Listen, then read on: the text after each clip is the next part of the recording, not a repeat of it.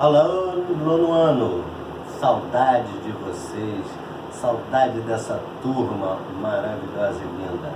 Aqui é o professor Sérgio Rodrigues, para mais uma aula de CME nono ano. Vamos lá, gente. Vamos dar continuidade à temática, né, da semana passada, que é natureza e liberdade.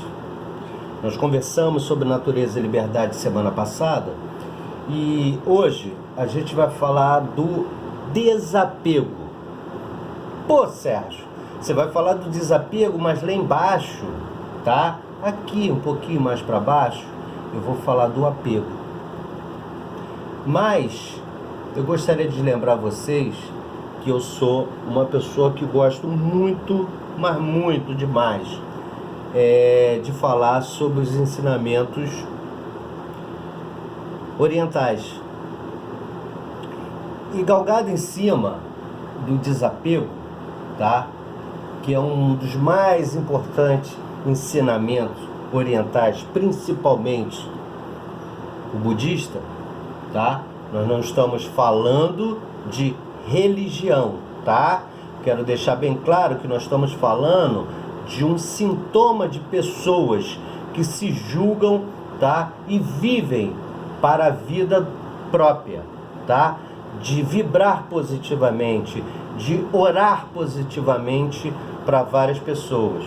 E tem um ensinamento budista, que na verdade é um ensinamento zen, que é a parte da tranquilidade, tá?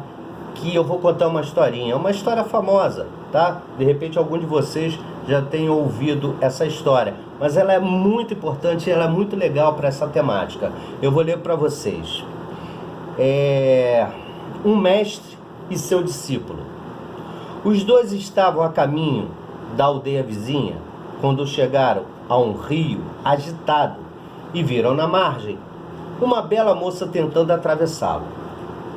O mestre Zen ofereceu-lhe ajuda e, erguendo-as no braço, levou-a até a outra margem. Depois, cada qual seguiu seu caminho.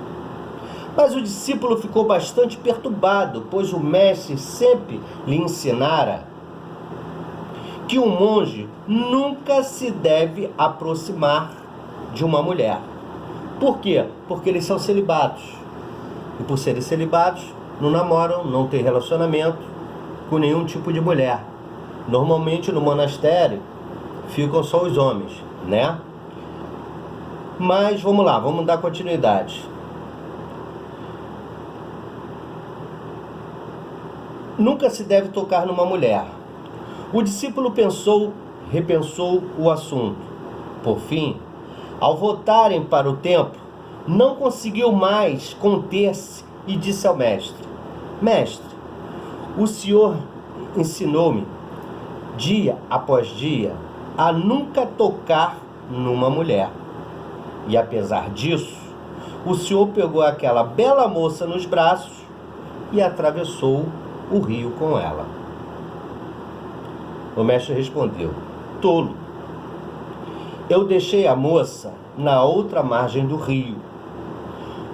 Tu que ainda as carrega. Ou seja, o desapego é uma coisa muito interessante, ou o apego. Ele foi ensinado o tempo inteiro a não se aproximar de mulher, não ficar perto de mulher. E ele se apegou a esse detalhe e não observou de que isso foi um ato de bondade e não um ato de desrespeito. Muitos dos nossos problemas da vida são causados pelo apego. Apego a um brinquedo, apego a uma roupa, apego a um carro, apego a um amigo ou uma amiga, ou seja, etc, etc, etc, porque nós temos vários apegos. Ficamos com raiva quando tornamos ávidos o apego, ávidos, quando aquele apego é um apego sem controle. Fazemos queixas infundadas e temos todos os tipos de complexo. Complexo por quê? Eu digo de todos os tipos, que muitas das vezes você tem uma amizade de muitos anos e que aquela pessoa, de repente, ou o homem ou a mulher, ela passa a namorar uma pessoa e te deixa um pouco de lado, desapega um pouco de você porque ela está amando ou ela está apaixonada. Então a gente fica muitas das vezes enfurecido com isso. Todas as causas de infelicidade, tensão, teimosia, tristeza são derivadas do apego. Por quê? É muito difícil, depois de um tempo, a gente conseguir desapegar de uma coisa que a gente gosta muito. Mas na vida a gente tem disso, gente. A gente nasce, a gente vive e a gente morre.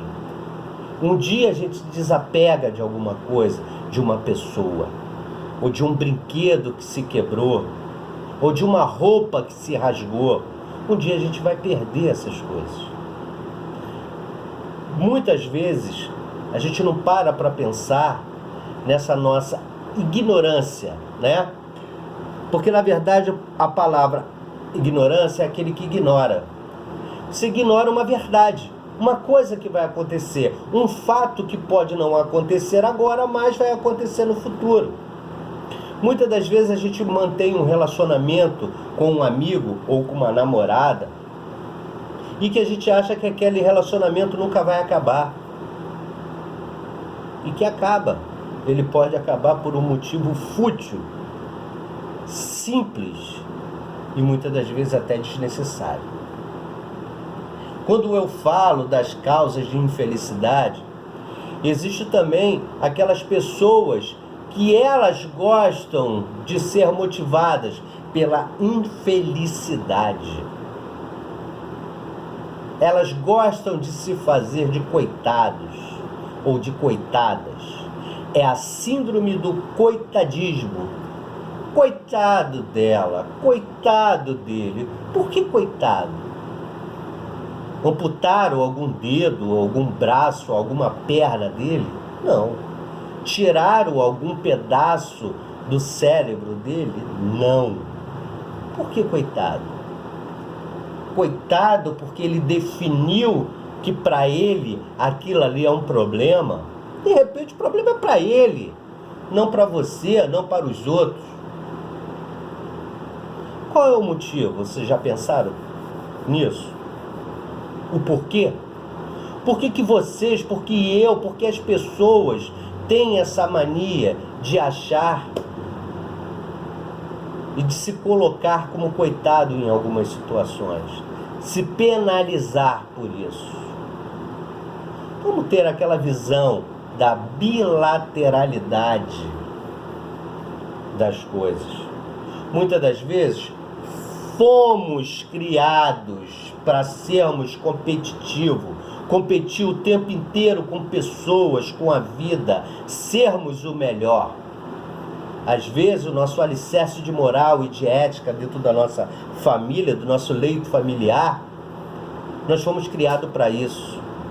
Eu acho que competir, tá, é quando você se coloca mediante algum esporte, ou então alguma coisa, alguma finalidade de um concurso de matemática, um concurso de física ou de robótica. Aí você está competindo.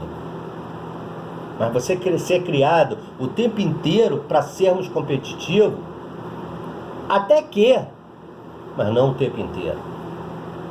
Fomos criados para sermos perdedores? Eu acho que não. Ninguém gosta de ser perdedores. Então para que nós vamos ter a síndrome do coitadismo? Coitado de mim. Nós não fomos criados para ser perdedores. Nós fomos criados para quê? Para sermos o quê? Vocês já pararam, já definiram isso? Vocês já pararam, já pensaram o que vocês serão no futuro? Se vocês serão médicos, advogados, engenheiros, faxineiros, padeiros, professores, motivadores de adolescentes, de pré-adolescentes como vocês, o que é certo, o que é errado, depende do ponto de vista. Como nós estamos sendo criados? Para ser competitivos? Perdedores? Então vamos lá em cima e vamos ver o texto quando fala da natureza e da liberdade. Muitas das vezes nós somos naturais. Vai acontecer, está destinado à nossa vida naturalmente alguma coisa. Nós temos liberdade. Existe uma coisa chamada livre-arbítrio. Todas as vezes que vocês fazem alguma coisa, vocês têm o livre-arbítrio do raciocínio lógico. Será que eu posso? Será que eu devo? Será que é necessário? Então nós temos que parar para pensar nisso. Sabemos que o nosso caráter é fruto de ensinamentos, de morais e de ética, do cotidiano, da nossa formação. No decorrer da nossa criação, nós vamos definir o que é moral e o que é ético para a gente. Ok? Qual é a medida certa para sermos bons e maus? Ser bonzinho também o tempo inteiro não é bacana, não é legal. Será? Ser mal o tempo inteiro é legal? Nós não temos que ter um meio termo nessa situação? O significado da palavra sermos, ação de ser, de existir, de possuir determinada característica particular, de apresentar em determinadas situações. Então lá, o significado sermos, que eu coloquei tudo lá, sermos perdedores, sermos o quê? Sermos competitivos, sermos motivados. Então a palavra sermos significa ação de ser, de existir, de possuir determinadas características particular. Todos nós temos nossas características particulares. Então, a partir de hoje, vamos parar para pensar o que nós, da natureza e da liberdade que nós temos, nós possamos fazer. Certo e errado é um fato. Ser bonzinho ou ser malzinho é questão de ponto de vista. Vamos tentar encontrar o meio termo para tudo na vida. Mais uma vez, muito obrigado e até a próxima aula, ok?